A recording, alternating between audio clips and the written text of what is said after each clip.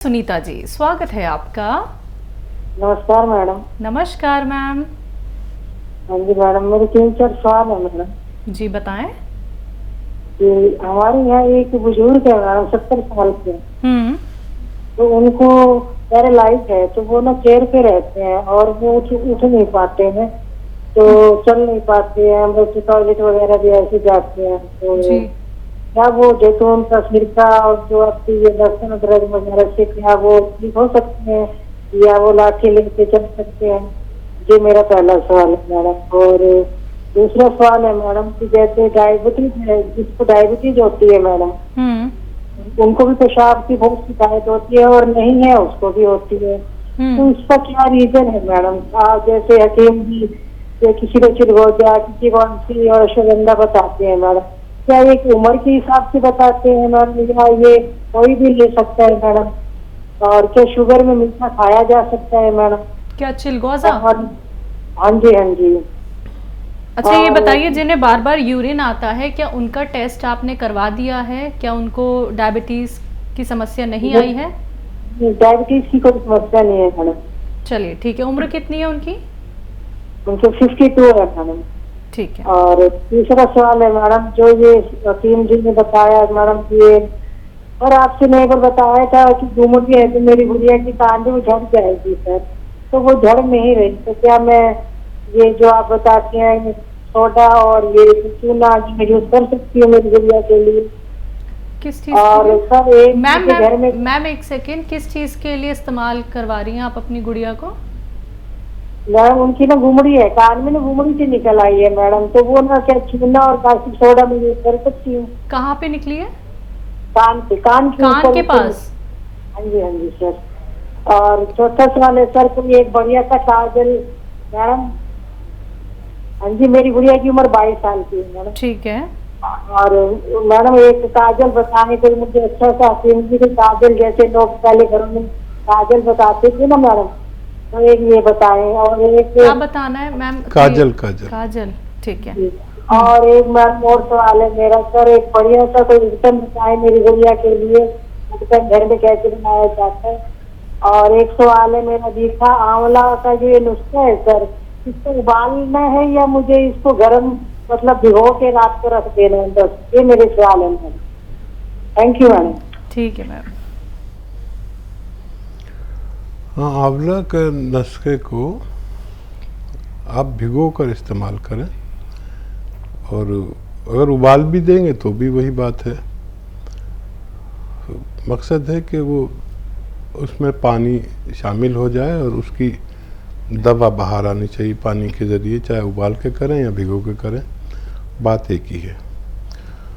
और शुगर के जो पेशेंट होते हैं उनको भी बहुत यूरिन आता है, और ऐसे कुछ लोग भी हैं जिन्हें यूरिन ज़्यादा भी आता है, तो वो चिलगोजे का इस्तेमाल पूछ रही थी, क्या दोनों कर सकते हैं?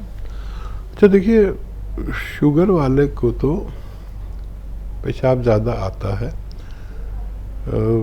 और ब्लड प्रेशर वाले को ज़्यादा आता है, या उम्र ज़्यादा हो तब भी ये परेशानी आने लगती है। तो शुगर वाले को इस्तेमाल करना चाहिए गोंद जामुन। तो इसमें ये भी सलाहियत है कि आपको बार बार पेशाब आने से रोकता है और शुगर को कंट्रोल करता है। अगर फिर भी किसी को फ़ायदा नहीं हो तो कई चीज़ें मैं बताता हूँ, किसी को बताता हूँ अलसी। अगर किसी को नुस्खा बनाना है तो अगर किसी को बार बार पेशाब आता है तो 2 चुटकी अलसी, 2 चुटकी लाजवंती और 1 चुटकी गोंद चिलगोज़ा, ये नुस्खा है, और ये पेशाब की जाती को रोकता है। अच्छा, जब हम उस हालत में होते हैं जब हमें ब्लड प्रेशर बहुत ज़्यादा है, तब भी हम ब्लड प्रेशर की गोली खाते हैं, तो उसका काम यह है कि जल्दी से आपकी खून से नमक बाहर कर दे, और जब वो बाहर कर देती है गोली तो वो पेशाब के रूप में बाहर आती है, तो इसलिए भी पेशाब ज़्यादा आता है। तो मसाने की मजबूती के लिए ये नुस्खा बहुत अच्छा है। और अगर शुगर का मरीज़ है तो वो सिर्फ कौन जामुन लें, चाहे एक एक चुटकी 2 बार ले सकते हैं, चाहे तो लाजवंती 1-2 चुटकी साथ में ले सकते हैं, इससे भी उनको फ़ायदा होना मुमकिन है। अच्छा, बच्ची के जो यहाँ गांठ सी आप बता रहे हैं, देखिए अगर वो बाहर को निकली हुई है, जैसे ये होता है हमारे मस्से होते हैं, तो वो ठीक हो सकती है।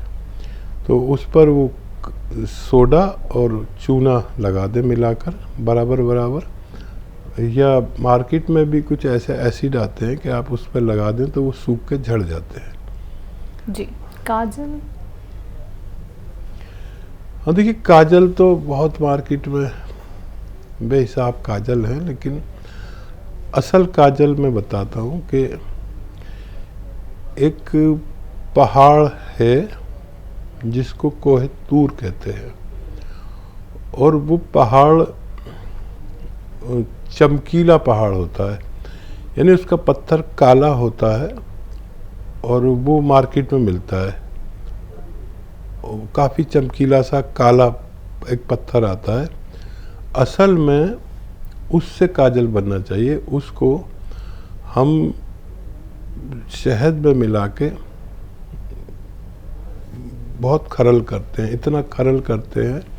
आजकल तो खैर मशीनें आ गई, पहले खरल किया जाता था, तो जितना बारीक कर लो इतना ही अच्छा वो काजल होता है। और वैसे भी खरल कर सकते हैं बगैर शहद के भी।